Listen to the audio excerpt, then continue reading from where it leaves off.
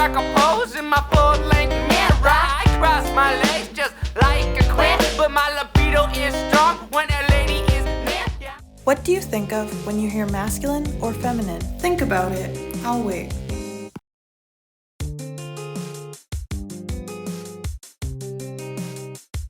These are examples of gender norms. Gender norms are attributes related to gender that have become informal rules enforced by society. They are inescapable because of their prevalence in society and the fact that failure to follow them results in consequences.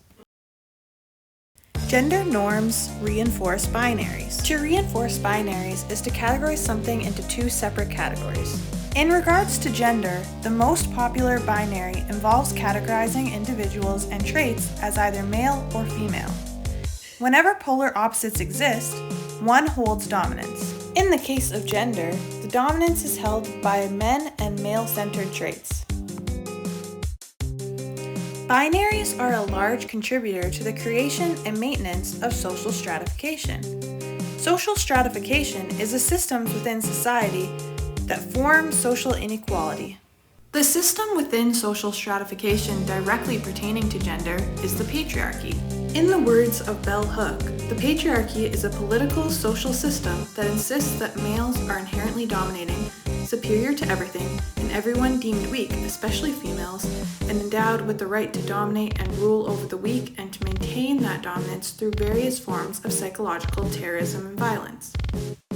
Although the ways in which the patriarchy affects women is more overt, the patriarchy also limits men.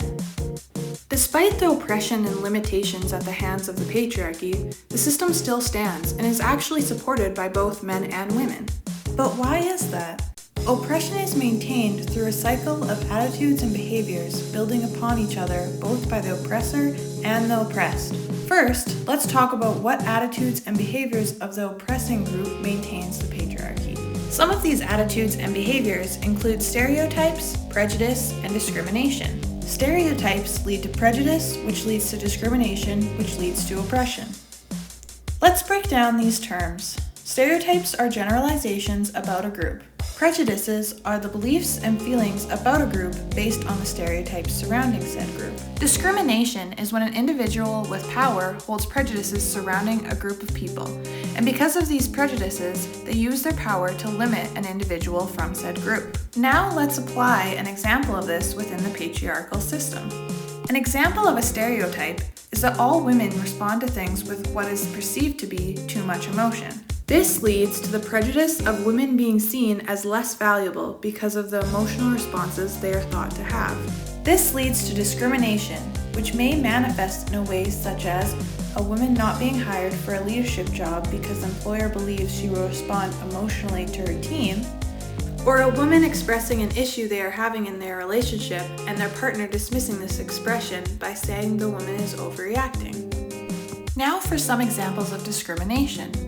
This includes a lack of laws enforcing pay equity despite women making 87 cents for every dollar men earn, or the prevalence of dress codes using gendered language, or just the fact that they favor traditional men's clothing and male bodies while sexualizing women.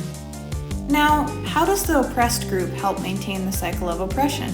Through internalized oppression and second-generation stereotypes. Internalized oppression occurs when a person of an oppressed group takes on the perspective of the oppressors. Second-generation stereotypes occur when an oppressed individual takes these perspectives and internalizes them as true. This causes the oppressed person to act in accordance with the stereotypes around their group. Let's explore how these factors work within the cycle of oppression in the patriarchy. Stereotype: women are too emotional. Prejudice: women's expressions are less valuable because they are fueled by emotion. Discrimination: a woman's partner does not listen to her emotional concerns about their relationship. Internalized oppression: because of her partner's belief, she starts believing she is too emotional and her concerns must be invalid. Second-generation stereotype: the woman accepts her emotions and concerns as invalid and begins refraining from expressing her feelings. Feelings can only be held in for so long, and inevitably the woman is fed up and has a strong emotional outburst. Her partner then thinks, women are way too emotional. And the stereotype is reinforced.